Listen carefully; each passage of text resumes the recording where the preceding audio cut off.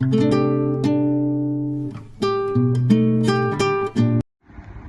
students, today we will start our new lesson, that is lesson 4.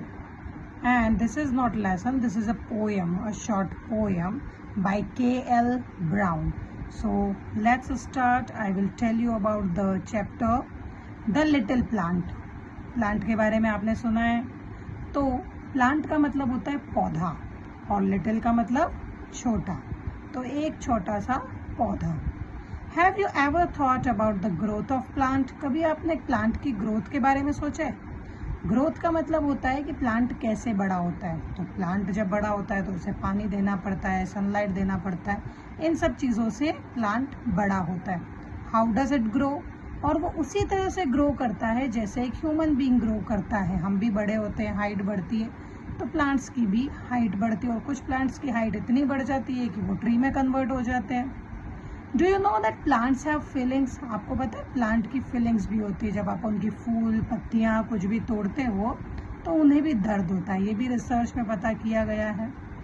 Okay, so let's start with the poem the little plant. In the heart of a seed, buried deep, so deep. In the heart of a seed मतलब एक जो बीज होता है, आपने देखा होगा किसी भी फ्रूट का, तो उसके हार्ट में यानी कि बीज के हार्ट में, बरिड का मतलब होता है कि गाढ़ा गया, बहुत अंदर तक दफन। डीप का मतलब होता है बहुत गहराई से, और सो डीप मतलब बहुत ज़्यादा गहराई से।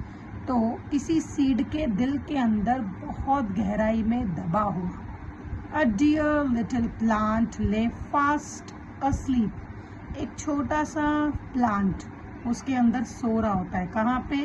एक छोटे से बीज के दिल के अंदर।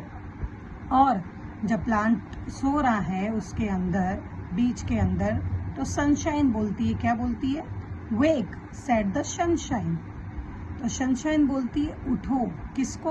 उस प्लांट को जो कहाँ सो रहा है? सीड के हार्ट में। And creep to the light. उठो।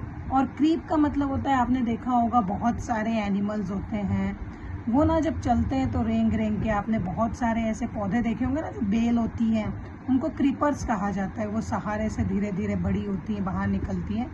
तो यहाँ पे सनशाइन कह रही है कि उठो और उठ के लाइट के सामना करो। मतलब आप थोड़ा सा पौधा बड़ा होगा, निकलेगा बीज में से, और वो किसका सामना करेगा?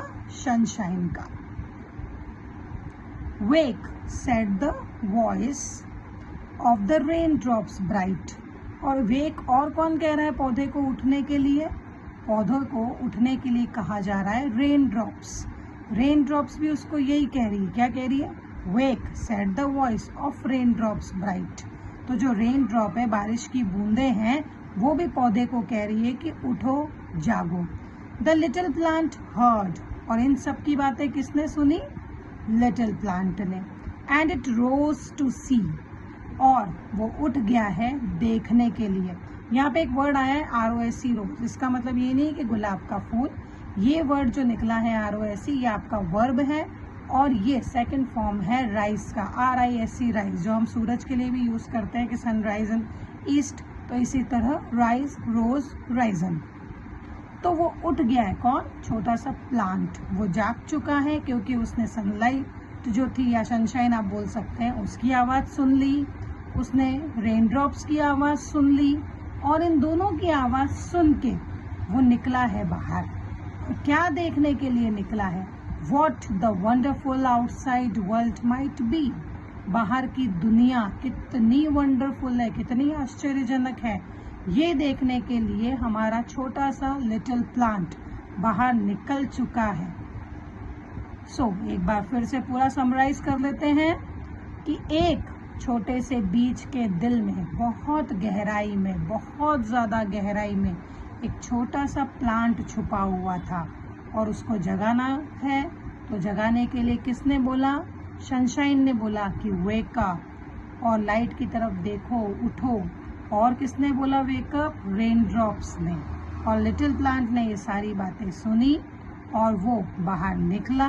क्या देखने के लिए?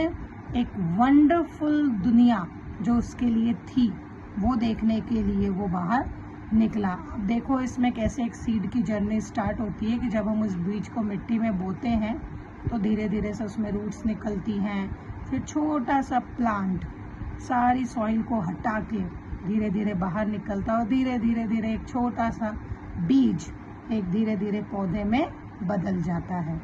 सो आई होप कि ये पोयम आप सबको समझ में आई होगी बहुत अच्छे से। कोई भी कंफ्यूजन अगर आपको होता है तो please comment me and tell me what is your problem. I will help to your problem. Thank you.